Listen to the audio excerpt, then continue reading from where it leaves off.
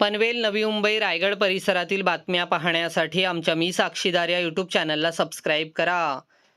नवी मुंबई आंतरराष्ट्रीय विमानतळ परिसरात प्रवाशांच्या भाड्यावरून झालेल्या वादातून ओला आणि उबेरच्या सुमारे 15 ते 20 चालकांनी मिळून एका खासगी कार चालकाला जबर मारहाण केली। या घटनेमुळे विमानतळ परिसरातील सुरक्षिततेचा प्रश्न पुन्हा एकदा ऐरणीवर आला आहे। मिळालेल्या प्राथमिक माहितीनुसार प्रवाशांना ने आणण्यावरून ओला उबेर चालक आणि खासगी वाहन चालक यांच्यात बाचाबाची झाली। या वादाचे रूपांतर पाहता पाहता हिंसक वळणात झाले।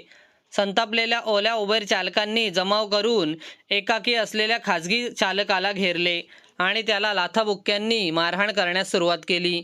या घटनेचा व्हिडिओ समोर आला असून त्यामध्ये 15 ते 20 जण एका व्यक्तीला बेदम मारत असल्याचे स्पष्ट दिसत आहे। कोणालाही कायदा हातात घेण्याचा किंवा मारण्याचा अधिकार दिला आहे का, असा संतप्त सवाल आता नागरिक उपस्थित करत आहेत। विमानतळासारख्या संवेदनशील ठिकाणी अशी हिंसक घटना घडल्याने प्रवाशांमध्येही भीतीचे वातावरण आहे। या प्रकरणातील दोषी चालकांवर कठोर कायदेशीर कारवाई करण्यात यावी आणि त्यांचे परवाने रद्द करण्यात यावे, अशी मागणी जोर धरत आहेत। स्थानिक पोलीस या प्रकरणाचा अधिक तपास करत असून व्हिडिओच्या आधारे मारहाण करणाऱ्यांची ओळख पटवण्याचे काम सुरू आहे।